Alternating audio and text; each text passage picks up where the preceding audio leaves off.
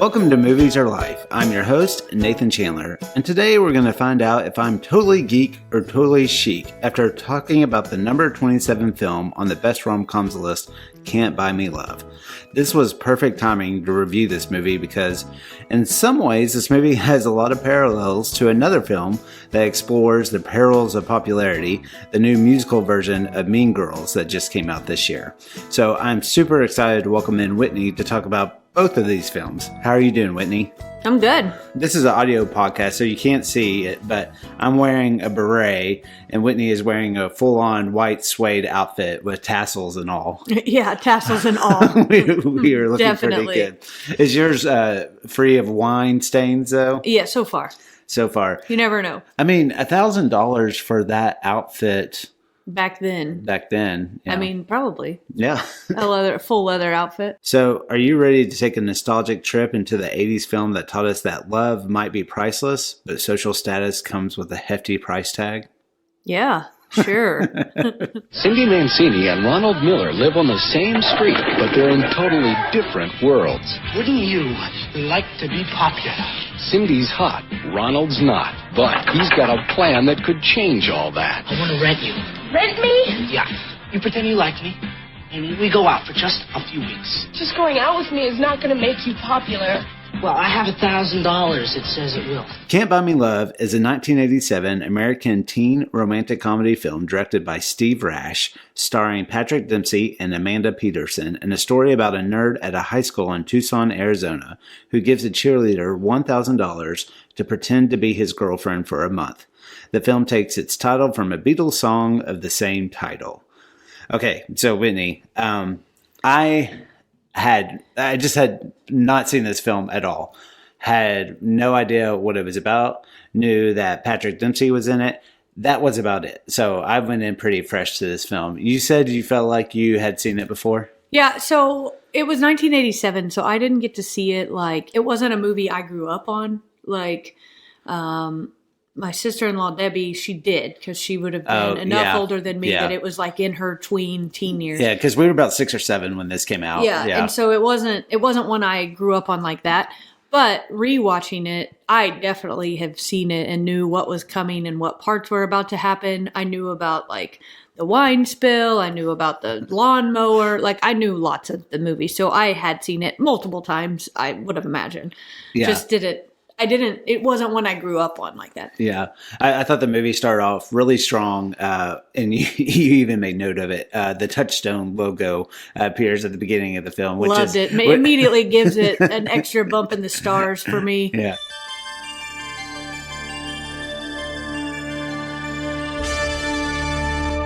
I knew so little about this film that I didn't even, I mean, obviously I love the Beatles, and, I've loved the song Can't Buy Me Love. Never thought that the two would be correlated at all, but it opens up. I was like, oh, hey, to me, the production value is already pretty high. I wonder how much they paid for the rights to this song. But for me personally, my feelings towards this film kind of dropped off as things went going. I think you're going to get in trouble for saying I that. think I will. It is definitely an iconic movie. Yeah.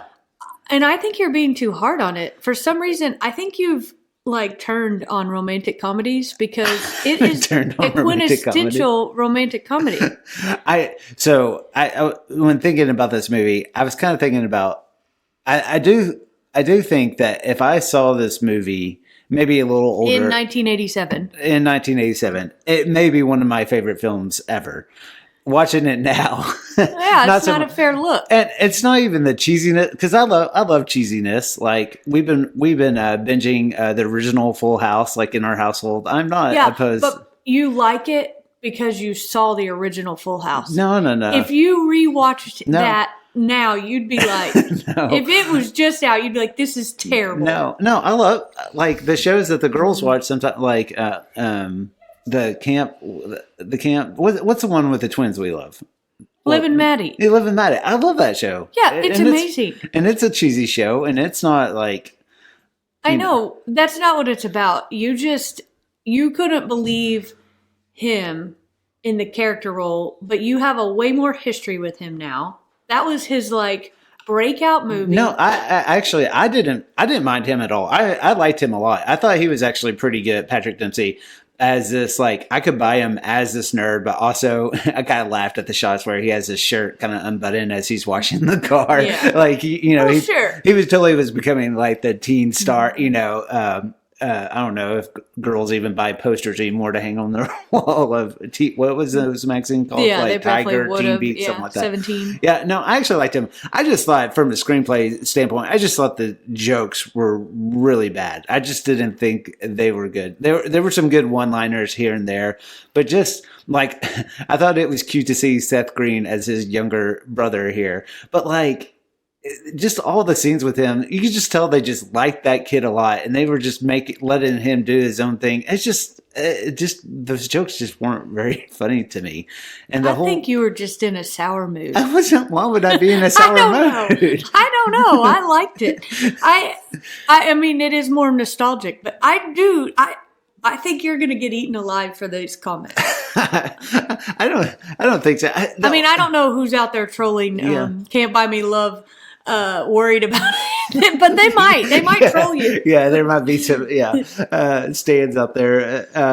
But I will say I did get a kick out of I didn't know like Seth Green was in this. I laughed at the beginning. They talked about choreography from Paula Abdul. Apparently, she was in one of the dance scenes. I don't know if she was one of the cheerleaders or maybe, but I wasn't looking out for her.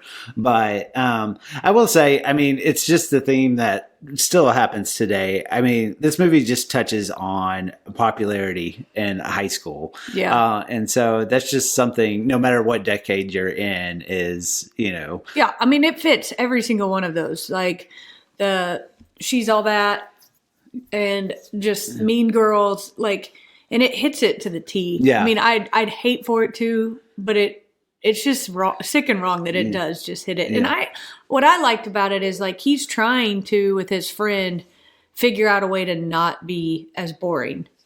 Yeah. As opposed to a lot of times that's not the case, but he is trying. He's like, I don't want to be this guy anymore. Yeah. Yeah. I don't know. I liked it. Did you believe his, I almost kind of, I'm probably reading too much, but probably. I'm so offended by you. I just feel like he's worked so hard for all this money. Do you think he would make such a jump like this so fast to, I think the parts that there was a lot happening last night when we watched it. So I think we missed a little of the realizing that has been his neighbor for years. I mean, it wasn't like he just ran into her. It wasn't like she was just the popular girl. I mean, he has idolized her for years. Yeah. And so I don't know. I mean, we did know that he made $1,500, so he had enough money to still go get that. Like he knew in his brain, he just was cutting some of his savings, right? Yeah. So like, I could see that it's something that somebody would make shift to jump and do. Yeah. Hallie would do that. Hallie loves money, but Hallie would raise it and work hard to get it. And then at first, like, wait a minute, I need this instead. She would jump. You think so? I think he 15, 16, however old he was, would jump. Yeah. Do you think he would be so quick to ditch his friends like he does? I don't know. Maybe. I mean, that plays out in all movies, and you see that happen a lot. Now, I can't believe what he did at the end, and I may be jumping to the end, but for him to go and do what, and those guys have always messed with him, to him become the messer. And he basically vandalizes one of his best friend's house. Yeah. And he knows that his dads and them are out there, like in front of his dad and in front of the guy. Like, but I can see the peril of they're making him do it. Like, I remember people making me do stuff like in youth group, and I was on that verge of like, I was always in the, like, I was never like totally the cool kid, but I was not in the nerd kid. Like, I was fine. I just kind of put my head down and was good to go. I could kind of meld into any group. But if somebody told me, like, if they were like, come on, I remember getting in a car with like kids and they'd be smoking in the back seat, and I would be panicked because I didn't want to smoke. I didn't want to smell like smoke. Yeah. And they'd be like, come on, you're such a wuss. And I just would be like, I didn't ever know what to do. Like, you're just like, and I know now I could have just been like, I don't want to stink like that. But I didn't have enough gumption to do that. And so I could see that happening. Yeah. You know? Yeah. I don't think that's far-fetched. No. Did you, so what I had never seen Amanda Peterson before. She's so pretty. I don't know why she didn't make it. I looked, she didn't really do anything else. She didn't do a whole lot. She sadly, did you know this? I was kind of doing some research, but she passed away in 2015. Oh. Yeah. Let me find this quote real quick. After her death in July of 2015, so not that long ago, Amanda Peterson's family revealed that a traumatizing experience on the set of Can't Buy Me Love contributed to issues Peterson later faced, including an addiction to drugs that ultimately ended her acting career. Peterson died of an accidental morphine overdose in 2015 at the age of 43. Oh my gosh. Yeah. Are they alluding to like abuse? I don't know. I would say this movie's pretty testosterone filled. So, yeah. And knowing how just movie sets in general work. So she was only 15 when she made this movie. So there's a lot. I mean, they had her drinking a lot. I'd be curious if I don't know how that works. Do you really drink when you're doing it? Probably not now, but probably then. Probably. I don't know. Well, I mean, if you're on a set, I think it said Patrick Dempsey was 22, I think I read. But they're all around that age. Oh, weird. She was 15 and he was 22? Yeah, I think How do so. they do that? Is that legal now? Can they do that? Can you film a movie and make them kiss and stuff? I mean, I think they generally, even for all high school stuff, they're generally over 18. Yeah. That's pretty creepy. Let's not dive into that. Yeah. That's not what this podcast is about. But I will say, I read the oral history of Dazed and Confused, and, a lot of those actors were older, but a lot about that book was just all the fun they had outside of the set. So I'm just saying in this, it had to be a high school into itself on the set, I would think. Sure. Just like this movie or like that. So but I thought she was good in her role.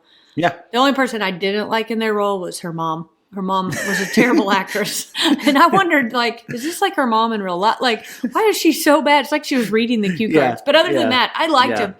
I thought so. Patrick Dempsey's character is Ronald. I thought Ronald's mom too was completely she could never get the fact that he wanted a telescope, right? And it's just do you have any investment into you? Clearly have a child who is very smart, and she seemed to. Well, that was the whole stick. They did it. Their favorite thing was their young son because he was funny and cool. Yeah. They liked that. They hated that he was dorky. You saw yourself in Seth Green's character, right? You were that little kid that walking around with little wisecracks and stuff. I was the wisecrack kid, but I would never ever want to be compared to Seth Green. No. Let me reiterate, never. I'm still kind of mad about you not liking this movie.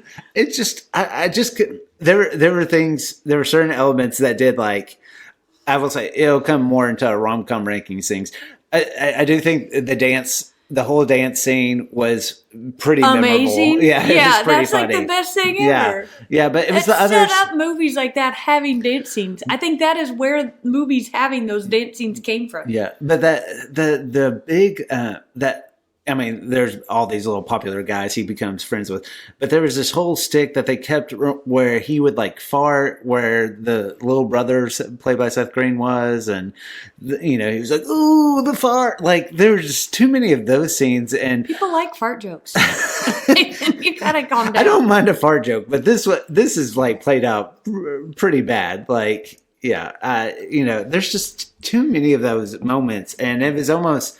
I liked Patrick Dempsey, and I liked how much I totally understood why they cast him, because he is totally all in, but such drastic jumps. I was, it just kind of you kept saying he jumped drastically, but I think definitely I've seen those people at school that can do something crazy, they eat something gross, or they instantly rise to fame, which they let him instantly rise to fame. Yeah. But then they show him walking in the halls or even at that dance wearing the most ridiculous outfit, and he still doesn't fit in. So that's the point, is that he can be as cool as he wants, but he still never fit in. And they look at him but just because he was overconfident, he did that dance. Yeah. Then they're like, okay, so he rose up again a little bit. But he never really did. Yeah. Like, he was never, like, super cool. Yeah. And I think they still played that well. Yeah. Here, I'm glad I looked at my notes here. The fact that she's this poet all of a sudden. Yeah, I'll give you that. There's too many of those scenes. Poetry's dumb. I'll give it to you. No, I don't think poetry's dumb. I'm not saying that. That's what he said. You heard it here. No, just she's like, hold on a second. She goes and pulls out this poetry. Someday my wish is for him to hold me in his arms in a sea of deep blue. Together at last, together as two. Oh, that's beautiful. I didn't know you were a poet. No one knows. Even Bobby?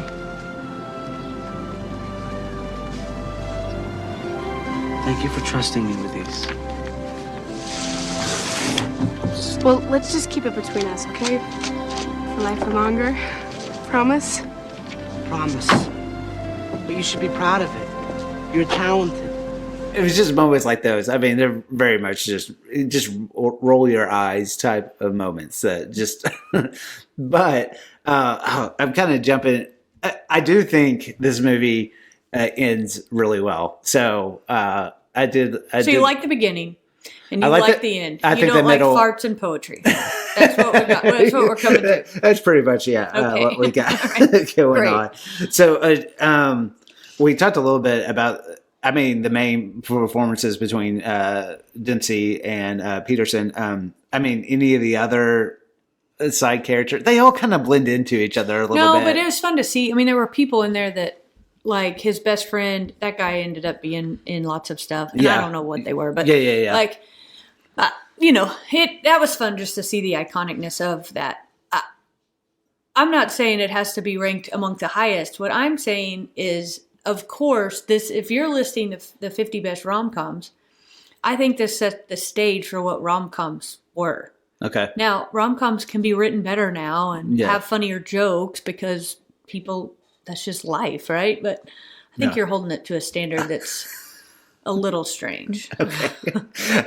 Just real quickly, I did find this note. I thought this was funny. Cindy's boyfriend, Bobby, the Iowa football star, his name is George Gray, and apparently he's been the announcer on The Price is Right since 2010. Weird. So I don't think he kept his cool status, did he? No, I don't know. I think that'd be an amazing gig, though. Oh yeah, no, I agree. I agree. So any kind of, I will say to this movie, to its credit, I thought as many bad lines as there were, I thought there were some good lines as well. But did you have any favorite scenes or quotes? We've mentioned that African anteater dance. Yeah, I love the sequence. dance. I love how they set that up. And then I love that the nerds instantly knew it was the African anteater dance because they watched PBS. Yeah. There was another line I really liked about in the car. She was talking to her friend, and her friend was describing, like, when she went on a date with Ronald, and she was basically just like, well, a lady never tells. And I like that her friend, like, burned her by saying something to the effect of, well, when I hear from a lady next time, I'll let you know. Like, in other words, she wasn't a lady. I like the little subtle mean girly stuff that happened. Yeah. I liked his little quip about sitting in the visitor stands during the home games. Yeah. I just think it would be more fun to party with those guys our senior year. Go to the games. We'll go to all the games. We sit in the visiting section, Kenneth. At our own school. We just went to a high school basketball match at the two rival high schools here, and one of the high schools is all about school spirit and is like totally fine to have school spirit. And the other school, those kids are a little bit cool, quote unquote cooler. They would definitely be the mean girls in this scenario, and they try to not be as cool, so they try not to cheer. But I was looking around, and you could definitely see pockets of kids that were sitting. They didn't want to sit in the student section, but they had their group of friends and they sat elsewhere. And so the minute they said that line, I got tickled. I was like, yep, there it is. There's the kids that want to be here. They do have school spirit, but they don't want to sit with those kids with no school spirit. And it was just like, so I think that's very telling. So, kind of talking a little bit about the end, you really seem to like that scene. So, Ronald's been called out in front of the whole school for the little arrangement he made with Cindy and everything. So he is, off to the side, and even his good friends, the nerds, they've ostracized him now too. And so he sees one of his best friends getting picked on, his former quote unquote popular friend. You like that scene where he stood up for him, right? Yeah. Yeah, I love it. I just like that he goes over there, and I like the whole scene. But I don't think we'd seen that as much in movies until this movie. Yeah, that's why I think it was good. Yeah, but what I was saying towards the end, the slow clap after this was everything amazing. goes down. it kind of won me over. Oh.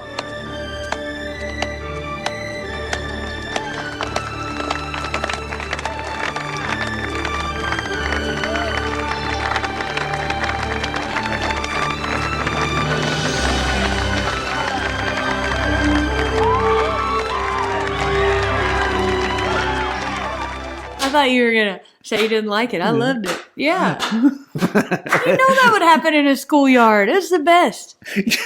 Would it? Yeah, most definitely. Just like you pour a shake on somebody's head. That stuff happens in high school. That happened in high school. Yeah. And then somebody stood up for that. And then there was a slow clap that just resonated in the hallways. Yes. Yes. I will put money on it. At least in my high school. And I have to get your take on the closing scene. And you said the cowboy hat was iconic with him on the mower. Yeah. Yeah, it was. I mean, that's all I remember is that was just like the thing. I don't know this for certain. I'm assuming your brother mowed yards, and I bet he probably wore a cowboy hat while doing it. He most definitely did. And he would go get his hair permed back then at the bottom just to look even cooler. I mean, but he would have been in that other camp. He would have been that heartthrob, but he was always striving to do that. And he would have gotten that straight off of that movie. Okay. Movie musings. From our movie musings questions for you, they definitely revolve kind of around high school and popularity and that sort of thing. But I was wondering, I thought of an incident for sure. I don't know if you ever had this, but did you ever babysit for a family and maybe they had an older sibling that you had a crush on? Or did you ever do, like in this movie, he mows the yard of the girl he has a crush on. Did you ever have a situation like that? No, but I didn't babysit for anybody that had older siblings because I felt like they would have made them babysit. But I definitely had people at church or my brother's friends that I would have a crush on, and then they would be over at the house or whatever. Yeah, yeah.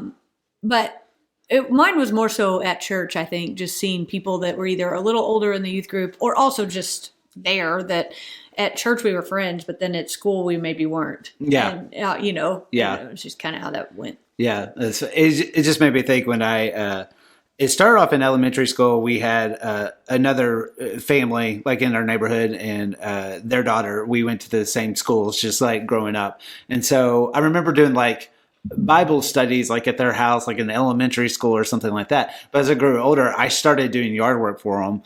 And so we were in the same class, and this is true, I never had a crush on her, but she was the popular, pretty cheerleader, all that kind of stuff. And I did yard work for them throughout high school. And it did remind me, it was a little odd because sometimes we would see each other and we were friends even at high school, but it was always a little odd because I would interact with her mom as far as payment and all those kind of things. And so this really made me laugh. I did connect with that kind of awkwardness there or whatever like that. So, but I'm pretty sure there was no, it was similar in the sense I don't think there was any kind of feeling coming from her towards me at all. Maybe if I had a cowboy hat, I could have really changed things and around. unbutton your shirt some. I don't know if that would have done it. So I was wondering, a lot is made of lunch during school in this movie. Was there a quote unquote popular lunch table at the school? I have such anxiety just thinking about school. So you won't believe that, you will now, but other people wouldn't believe this. I was so quiet in high school, and that's what I like. I could sit at any of the tables. I wasn't ostracized from any. I felt like I had a spot, so I was fine. But lunch made me a nervous wreck. I wanted to like find the people I wanted to talk to and just sit next to them. But I was not one to be like funny. I decided to not be that way when I hit college and changed my outlook in life. But I mean, I had high anxiety. I did not want to do any of it. When people in movies like go in the bathroom and just eat their lunch, that's what I wanted to do. Which is weird because I'm definitely an extrovert and not an introvert. Yeah. But lunch gave me just high anxiety. Yeah. One time we left school and snuck to lunch, which I never got in trouble. But my mom was out of town and my dad had let me drive his car just a couple blocks to our school. And it was in our neighborhood, but I wasn't 16 yet. But Yeah. I like drove it. Well, I decided to take everybody to lunch, which was also just a couple blocks through a neighborhood.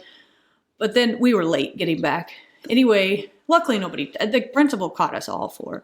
Luckily nobody turned us in because one, I didn't have a license. Like, we could have been in giant trouble. But anyway, that's all. Yeah. It just definitely made me think of like, I mean, there was definitely a table, and the way I had a pretty big high school, but I remember kind of almost the start of every year, you know, we had multiple lunch periods, so you weren't quite sure who was going to actually be at your lunchtime. So I remember that kind of anxiousness kind of being there of like, oh, I hope one of my friends is here or whatever like that. And I just remember we had long tables, but half our cafeteria was round tables, and I would just remember like 15 of us would try to crowd around this one table. It just didn't make any sense whatsoever. And it seems like Cali schools now, they make them sit like with their classes and stuff like that. And I still think it's unfair that they make them do that, but that's because Hallie has friends and would be totally fine. Yeah. But like I understand why they do that. It cuts out on anxiety. Yeah. Like they know every kid knows where to sit and has got a place. Yeah. It's funny though how that like even as a freshman at Baylor, like we would generally eat dinner with the same group, but we would never sit at the same spot. No. Like, why is that happening? It goes away. I don't know. Weird. It's so funny. The last question I had is, did you ever have a like high school hangout place or restaurant? Like Scoops plays a pretty big part in this show where they always kind of go to. No, I don't think I did. Yeah. Like we had places that we always went, like restaurants kind of right over by there. Yeah. But like still Mazzio's, like everybody goes to here, I guess, but nobody like hung out there without their parents. That was just like where you went with your family. Yeah. Yeah, there wasn't. Maybe I wasn't cool enough to go to any of them. Yeah. I think there were like house parties. Yeah. And I was too good at HSU. I would never have gone. So I don't know. Yeah, that was, I think being like East Texas, it seemed like more people hung out at people's houses, especially out in the country and stuff like that. There wasn't that place, but I always remember watching Saved by the Bell and always being a little jealous that they had like the Max that they went to, just as I would have liked that. Yeah, for sure. Rom-Com Rankings. What did you think about the romantic chemistry between Ronald and I keep forgetting her name, Ronald and Cindy here? So I know I'm going to be not what you are, but I will say, when they're leaning back in that car and she is looking at him and trying to express her love and he cannot pick up on it because he could never believe that she would actually like him. Uh-huh. She does such a good job of like actually looking interested in him. And so I feel that like chemistry between them way more than I would have thought that I would between a nerd and them. So you're not going to like it, but I give it a 4. A 4? Mm-hmm. No. You're not going to like my rankings because you just told me you don't like it. So. I'm going higher to combat your lowness. I give it a solid 3. Like I think, for a high school romance, and I will say to this credit, they're not trying to make it really more than that. And so you don't think they're going to go get married? It's a crush that develops into like some genuine feelings, and so I do feel that for them. So that's 3. I'm not so. I like the synopsis of this movie. I like the things that play out. I just think the things they filled in the gaps are not strong. But this one's kind of a little hard.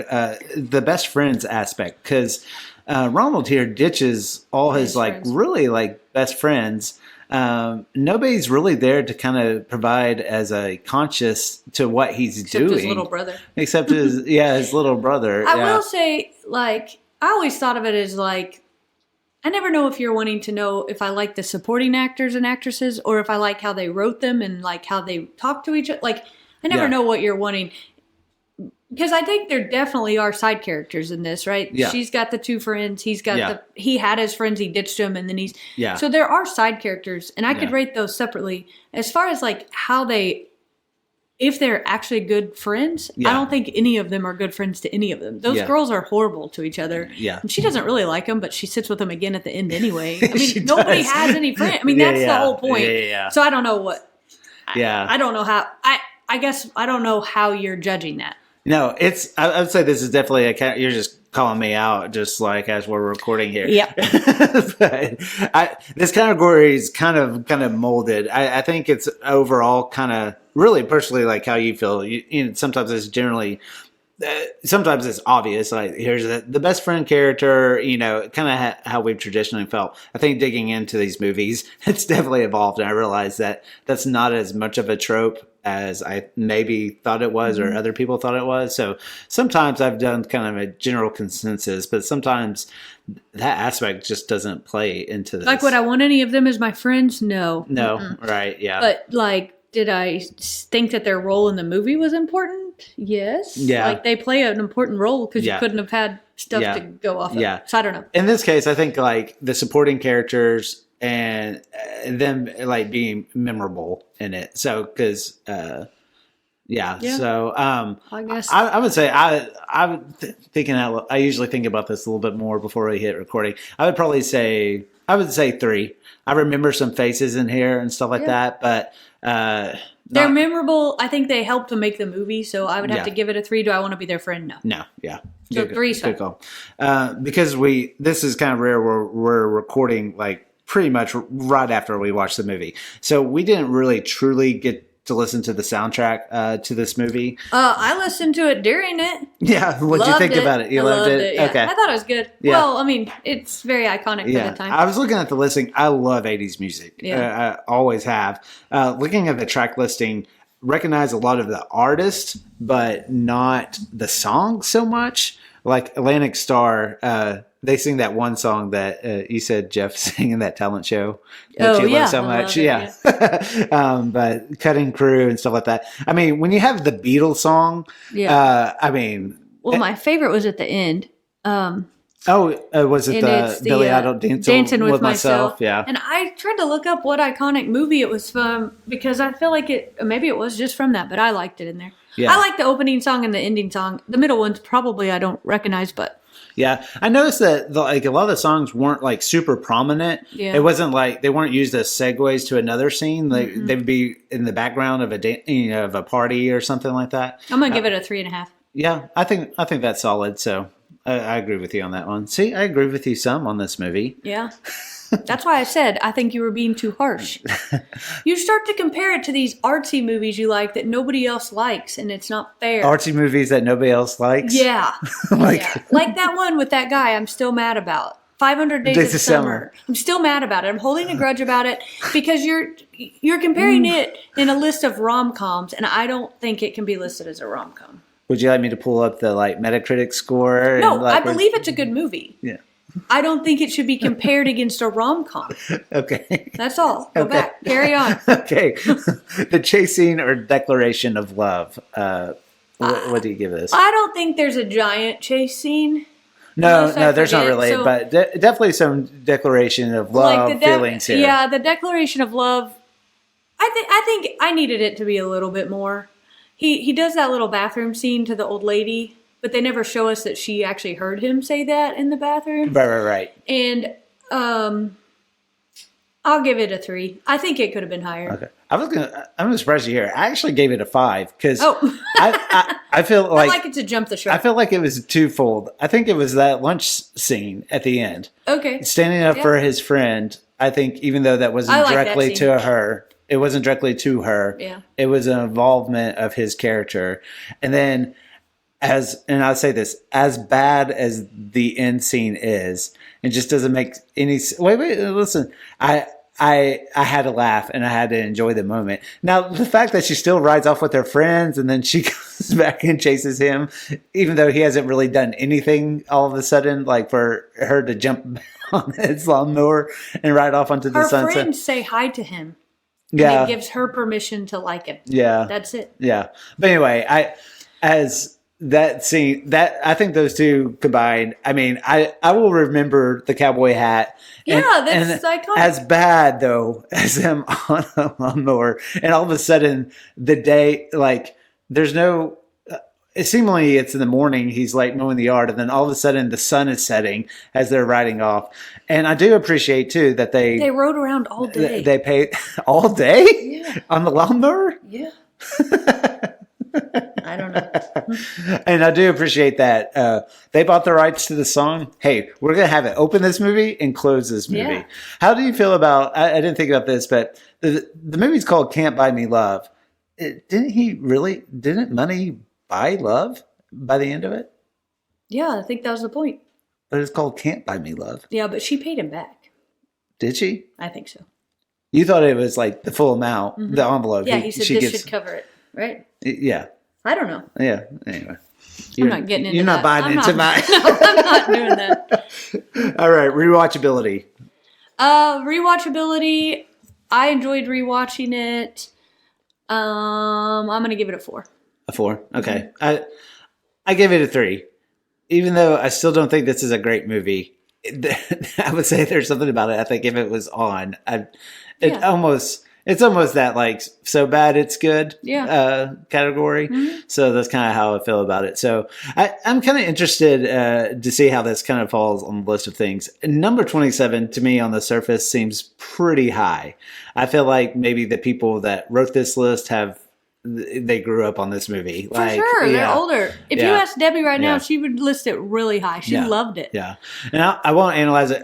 Also, I will say I think you may be onto something. I want to look at the dates of the other movies on this list and see like when they came out. And even though they did it badly, I do think you're onto something that what they did create was something that created a template for other movies. Yeah, I agree. Yeah. So, that's what I was trying to say. Yeah, I know. I thought you'd be more excited that I was giving you credit for that. I am. I don't feel it from you. Well, I always know you'll come around and give me credit. Just so confident in yourself, aren't you? Yep. We as women have to be able to support each other. Get in, loser. Welcome, Katie. You're never going to believe what I found this morning. Your burn book. Mom, go make snacks. For sure, Regina, yeah. Segueing into present day, we just thought we'd quickly talk about this new version of Mean Girls. I kept trying to get you to talk about this, and you're like, I really don't have much to say about it. But I have a strong opinion, but it will take 2 minutes. It will take 2 minutes. Well, before you give that 2 minutes, strong opinion, just in case you didn't know, Mean Girls came out in 2024, directed by Samantha Jane and Arturo Perez Jr. in their feature directorial debuts from a screenplay by Tina Fey. It is based on the Broadway musical of the same name, which in turn was based on Mark Waters' 2004 comedy film, both written by Fey, and based on a 2002 book called Queen Bees and Wannabes. And so, anyway, it's interesting. A lot's been made about the marketing of this film because it is a musical. It's not called Mean Girls, the musical. It's just called Mean Girls. And in a lot of the promotions, there was no indication that there were songs and stuff to drive people. Originally, it was meant to just be on Paramount Plus as a streaming movie. They decided to move it to theaters, which was a good move because it's already made over $66 million worldwide, and its budget was $36 million. So it was a good move by Paramount there. So before I get into what I think, what's your 2-minute opinion? Well, it's not going to be 2 minutes. That's kind of unfair because I feel like I have to defend it based on what you have to say. So my take was that I went into it kind of not wanting to go. I didn't really care. Yeah. I really like Mean Girls. I liked the musical. I liked the movie. But I was like, I've seen it. You know, I didn't know if I would really care. So I went in with low expectations and I was pleasantly surprised. I liked that it was the musical version because I wanted to hear all those songs again without having to be at the Broadway musical. And I liked that it was the musical. I knew that going in because you had told me. So I wasn't taken off guard by the musical. I loved all the cameos that popped in and out. I thought that was really fun. But that the main characters were like, a lot of them the Broadway stars, and were really good at their singing. I thought the singing was good. Yeah. I thought the way they did the music was good. And it didn't feel like it just started, like it was fun to watch. I liked it. I can defend its honor in a minute when you go. Well, I like Tina Fey popping in there. I like, what's his name? Tim Meadows. No. Oh, no? Yeah, I like Tim Meadows, but the guy, the guy from, you can see Whitney's face right now. the guy from, the Selfish Pig guy from, Selfish Pig guy. From the 80s show where they're like, come on, he's really funny, but he played in the movie where everybody, like, men reign supreme and women suck, and they all wear turtlenecks, and they drink coffee, and they drink whiskey in the coffee cups. Come on. What did he play in this movie? He's always funny. He was a sex coach teacher. Oh, John Hamm. John Hamm. What's the show? What's his show? Are you talking about Mad Men? Mad Men. See, they're terrible people. They're madmen. Oh, and that's how we get to a lot of things in our conversations, because I never remember the names of things. Anyway, I like that he was in it. What Nathan's about to say is that he doesn't think it's funny, but I think the jokes you're used to them. You've heard them all. I don't think that they can be funny. I know, and that's why I struggle. I think I struggle about with this film. It's just, I mean, I do understand the financial implications of doing this movie. I've really tried to think about, if I hadn't seen the original movie at all, like, would I enjoy this movie or like it as much as I did the original? And honestly, I don't know. And so I do like, there was just some kind of flatness about this movie. I don't know why that originally felt, but I did overall liked it and I enjoyed it. I thought the social media integration of things, and especially when a scene would happen. I mean, this isn't really ruining anything. I mean, it really is a pretty much, it's like exactly like the other. Yeah, straightforward adaptation. But when she gets hit by the bus, or in the Santa dance number, like the way they use social media to show like how students would respond, I think like dead on. But did you see the original movie like when it came out? I felt like we watched it like for the first time for you not that long ago. No, I saw it. I just wasn't one that like watched it like a cult classic. Like, I honestly didn't. It kind of made me nervous then. It makes me a little nervous now. I don't like that mean girl mentality. But ironically, I know they cast those to be very similar, but there was a girl at Sooner Theater that played it in the Mean Girls Broadway production that looked just like, is her last name Rapp? Renee Rapp. Renee Rapp. Yeah. And I just couldn't get over like how much like they cast those just identically. And I know that that's on purpose, but I liked it. I think we're so inundated with it now. I mean, I've seen the Broadway musical like 3 times. Not on Broadway, but 3 times. And so I just think that we're so used to it now that I think that that's hard. But everything comes out with a new one, like Chicago and all of those, where other people are going to be that really watch Chicago and like, I don't like that. I like that it was Fosse in original form. And that's how I think you sound. That's how I think you sound. Oh, rah, rah, rah. Maybe I'm having like a crisis that I am now at this age where things have like cycled over like this, and that it could almost be such a straightforward adaptation to be like, wait, are we just now? It doesn't completely ignore the old, but don't you see Tina Fey a little bit going kind of like, I don't know why this is all happening over again, but I'm going with it. Yeah.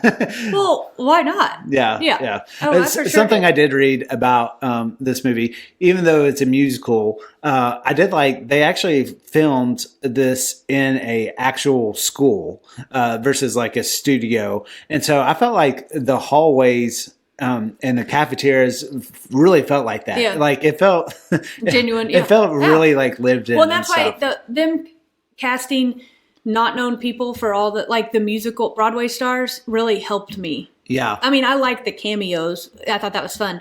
But them people that could really sing and like do it, it felt way more genuine. That's what I liked about it. Yeah. And so I don't know. I just to me even the girls the plastics, to me, I just I didn't like them as much. Did you like the Karen and Gretchen characters in this? I mean, not as much as the original, Yeah. but I don't like them, so I'd never like them. Like they just make me so nervous. Yeah. So yeah.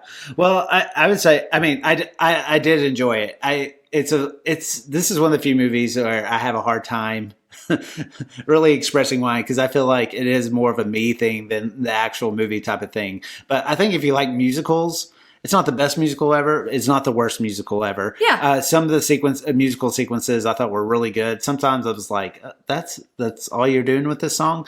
But I think if you're new to the material, if you've seen the old stuff, I mean, I think definitely go watch it. And I enjoyed it being a musical that we could go see in the theaters, because that just doesn't happen very often and anymore. we enjoyed it. I had popcorn and a seat that was warm and reclined. What's more to love? I know.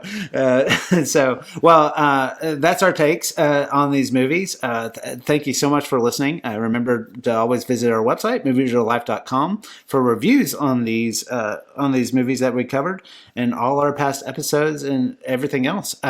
Be looking forward to other conversations into the rom-com list. We'll be covering Knocked Up soon and Groundhog Day in anticipation of February 2nd. So some really fun conversations there.